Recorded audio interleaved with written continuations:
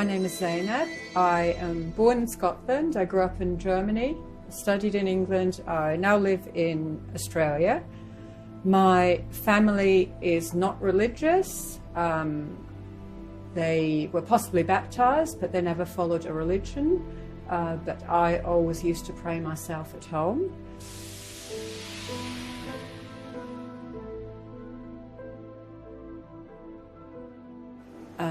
I had religious classes at school for Christianity, for Protestant and Catholic education classes, so I learned a little bit about Christianity. I learned about Judaism a bit later at uni. I went to synagogue for a while, so I found out a little bit about Judaism, but I realized that both Christianity and Judaism just have something that is not quite right. They're not really perfect. There seemed to be something a little bit odd. I suppose in Christianity, for me, it was the Holy Trinity in particular, which I couldn't understand, the Father, Son, and Holy Spirit. And I have heard that from other Christians, and people are simply told, well, that's what you have to believe. Then in Judaism, my issue was with the Torah scrolls in synagogue. They would keep them behind a curtain and get them out and parade them around as if they were a special object to be idolized. So again, that just didn't sit with me. But it took me a while to actually get to know Islam, because in the West, Islam is not really taught about. So my journey towards Islam was started with online learning. And the online learning actually meant that I had to stop watching TV. So I had time for online learning. And I realized that without the exposure to Western media, my mind started to think in different ways. So I was doing online learning. I was preparing for a possible PhD topic on Palestine and Iran. And I started to become very interested in politics as a result of that. I became very active on social media and on Twitter. And I started to make contact with Muslims, and we were sharing political links, religious links. And so I was starting to learn about Islam without really having chosen to take that path. But then at one point I decided to read the life of Prophet Muhammad, and that sort of did it for me. I realized that whatever the West says about Islam and Prophet Muhammad and his wives is completely wrong. And I just thought that this was the most beautiful example of someone who is looking after women, protecting them, providing for them, and in that way also building a better society. So I suppose my first exposure to Shia Islam, because obviously I'm Shia Muslim, is also due to the fact that all my contacts, my sort of Islamic brothers and sisters, were Shia Muslim, so hailing from Iraq, Iran, the Lebanon. And so a lot of the information I was reading, viewing, videos I was watching were related to Shia Islam. So I think when I read the life of Prophet Muhammad, Shia Islam was already in the back of my mind. And then once I'd read the life of Prophet Muhammad, and also knowing that the Quran actually does say that it follows through the progeny of Prophet Muhammad, there was no... I didn't even give Sunni Islam a chance, in a sense, because I knew that, you can't actually sort of, it has to go through the imams, basically, through the family. Obviously, I'm aware that Sunni Islam sees that differently, but it's just a natural choice. So that's more or less how I ended up with Shia Islam. And Shia Islam, to me, is also an Islam that is very political. So for me as a Muslim, I cannot, it's not enough for me to just do my prayers and to fast, go to mosque if there is a mosque to go to, because obviously I live in Perth and there aren't that many around. But it actually means being active, being socially, being politically active, having an opinion, learning more and more each day, because that is also part of Islam. We're supposed to educate ourselves. It's recommended even that we travel. So I've come to Iran. I've come to Iran on a ziyarat visa, which is pilgrimage. But the very first starting point for me to come to Iran was also to come and visit the Massaf Institute, which is where I'm sitting at the moment, because I was very interested in the work they do, so, sort of a crossover of religious, political work. So obviously I was very pleased when they suggested I could come and visit the Institute and sit here and do this video and talk about Shia Islam and why I became Muslim. And also, but I think probably for people in the West, it's probably best if I also give a few examples, because this is very theoretical, what my individual learning journey is. And people in the West, and especially women, have this idea that being a Muslim is really bad for a woman. And they look at women with hijab and they think a woman in hijab is oppressed or a woman in chador is oppressed. And I didn't know much about chador until I came to Iran. I know about hijab because I wear hijab in Australia and I get stared at, but that's okay. But now being in Iran, wearing the chador and seeing lots of women wearing chador, I can see, well, obviously some women who are more conservative, maybe a bit older, very religious, who maybe do this thing. They hide themselves a bit more, but that's their personal choice. That is sometimes also a matter of personality. But then a lot of the other women I see wearing chador, they wear them with a lot of confidence. And so I see younger girls, teenage girls wearing chador. They're giggly, they're independent, they're educated, they're powerful. So to me, the hijab and chador is something very special. So obviously I go to some of the mosques here, and when I see the groups of women in their chador, they look very special to me. And then I see the men in their normal trousers or their jeans, and they don't get to wear this, but the women certainly are treasured in a very different way. And for me, coming to Iran, wearing hijab and chador in Iran has also had the consequence that when I go back to Australia, I think I'll wear my hijab with a bit more pride. And I think I'll wear my hijab slightly better, because it's not always easy wearing hijab in the West. And so that's hijab. So hijab is actually very easy. Then the other question people often ask is, well, so what happens when you become Muslim in the West? Is it difficult? And it actually isn't. So adapting to eating different food is very easy. Even in Australia, it's easy to source halal butchers. And I wasn't an alcohol drinker anyway, so it's easy to avoid alcohol. But having said that, I think it's the alcohol issue when you become Muslim that is where you might have interesting stories regarding how to deal with friends. So I have one particular story that made me think hard about who some of my friends are, and indeed I've had to drop some of my friends. So I have two other couples, their families, that we would meet up and have meals at each other's houses. So when it was my turn, I said to them, look, is it okay if I just serve non-alcoholic wine, non-alcoholic beer? And I assumed that would be fine, but the women texted me back and said, oh no, the boys, which is the men, they're a bit uncomfortable with that.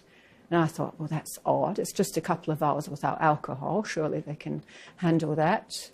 And then I was thinking, well, if I were vegetarian, then people accept that when you go to a vegetarian friend's house, you won't get served meat. So how is not serving alcohol any different? And then I know another example that relates to that. There was a Muslim family I know went to a street party in another local suburb, and the street party organisers decided to have the whole event alcohol-free, which is quite a big move in Australia because there is quite a strong alcohol culture. So they had served no alcohol, and they also sourced halal meat because of one Muslim family. So I realised that those friends are really not such good friends. So that's to me, that's been one of the main difficulties, realising who my friends are and who they aren't. But sometimes, in the West, I call my hijab my shield of ignorance, because it keeps away people that I really don't want to bother with, and it brings closer the people who are really worth knowing. So it's actually very beneficial, because I can't stand small talk, and I don't have to small talk, because the people I'd have to, they don't even come and talk to me. So I meet the best people now. I have also had my first Ramadan. That was made easier because I have a good friend in Australia who's from Tehran, so she was able to explain things to me. And some of my Iranian Islamic brothers and sisters online, they were sort of supplying me with prayers and other things to listen to read, to watch. So that was good. And I didn't find fasting difficult. And actually, at the end of Ramadan, there was definitely a sense of loss. Oh, that's it. It did feel very special, even for me as a first-timer. So that's just some of my experiences. There are also some very funny experiences, because obviously, so fasting, food, alcohol, hijab, that's some of the questions that converts get asked. The other obvious one is, well, how do you sort of fit prayer into your daily life? And it's quite okay. You just have to get used to also, depending on your house, that you might have cats and so on wandering across your prayer mat, sitting on your prayer mat when you're trying to pray. So I find it shouldn't crack me up, but sometimes it does crack me up, and then I have to obviously get serious again.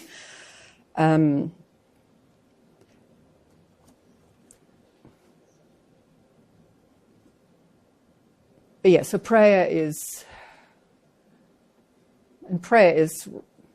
actually quite easy to build into your sort of daily life. I know some people who, depending on their routine, actually take their little prayer mat with them. I'll usually have not the prayer mat, and I always forget the name of the little stone the Shia Muslims use. I often have that in my bag, because I'm quite happy just to put my head down wherever, as long as I have that. Now, but for people who want to convert, so whether you want to convert or even just learn more about Islam or Shia Islam, and Shia Muslims like to call it the true Islam, and it is the Islam which encourages people to read widely, to learn, to travel, to engage widely. There are definitely some websites that are really useful. So I was very active on social media, so I found various websites. And then pretty early on, I also came across Masaf, because some of my Iranian friends were obviously knew about Raifi Pur, so they suggested that I watch some Raifi Pur. So that has helped me a lot too in some of my knowledge. So that, again, it's a religious political crossover, which is very good. And then there are big websites such as alislam.org, which have tons of material. So a lot of the main works translated into English on Islam and Shia Islam. So I use that on a daily basis. I've used websites such as siraj.net, and the other ones on social media. Should I mention more?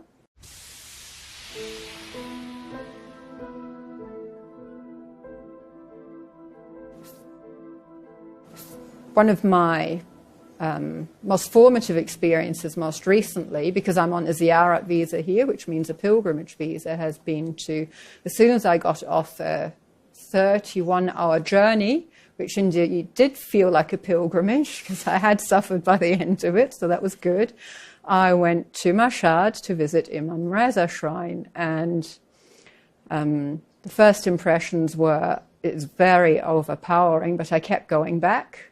And I even lost my mobile phone there in the shrine. So I was without communication, but I spent about 8 or 9 hours there over about 1.5 days, which was pretty good. My first ever prayer in a mosque was at Imam Reza Shrine. So that was very special to me, because I'd always been, in Perth, there aren't really any proper mosques to go to for Shia Muslims. So that was very useful for me to have that experience. And then when I left, so obviously I was able to have several prayers at Imam Reza Shrine while I was there. And I think it was the last prayer, it was the midday prayer, and then I had to get ready to fly from Mashhad to Isfahan. And that definitely got to me. I was so sad to be leaving. I remember sharing with an Iranian friend that I cried all the way back to the hotel. But as it was daytime, I had my sunnies on, so it was okay. So obviously I'm hoping to go back there very soon. I'd very much like to go to, one of my other dreams is to go to Iraq, to go to Karbala, to be part of Arbaeen. And who knows, so inshallah, I never thought I'd be able to come to Iran. Earlier this year, I wouldn't have thought that was possible. I wouldn't have thought it would be possible I'd go to Mashhad. I wouldn't have thought it possible I'd go to Qum. So I will keep praying, and inshallah, Arbaeen will come around for me too.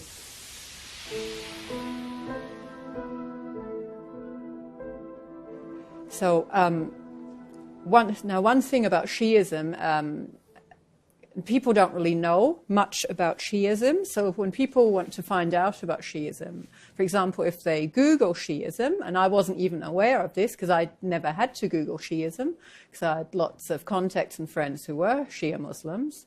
But if you are unlucky enough to Google Shiism, you will find lots of gruesome, violent images of tatbir, which is people self-mutilating themselves. That actually isn't part of Shia Islam. I believe, I've been told that the US, the UK, and Israel is actually propagating this idea that tatbir is part of Shia Islam, obviously to harm Islam and also to harm Shia Islam first, but also to harm Islam full stop. There are some people, as in any group, there are always a couple of people who do something that is a bit out of the ordinary, that we would consider not normal, and that is completely unrepresentative. I think I don't know whether someone told me it's 1 in 10,000 or something like that. People actually do things like that, so that is definitely not part of Shia Islam. To me, Shia Islam is, it is reason, it is logic, it is truth, it is love, it is devotion, it is peace, it is politics. So it encompasses your whole life. It, strangely, has answers for everything in your life if you bother to go looking for the answers, and you have scholars you can maybe draw on to get some of the more difficult answers. But no, it's nothing to do with that. So that is a political game that's being played to, slander one particular group within Islam that is very peaceful. And with that, I'd actually also say that obviously Shia Islam, the heart of Shia Islam, is in Iran.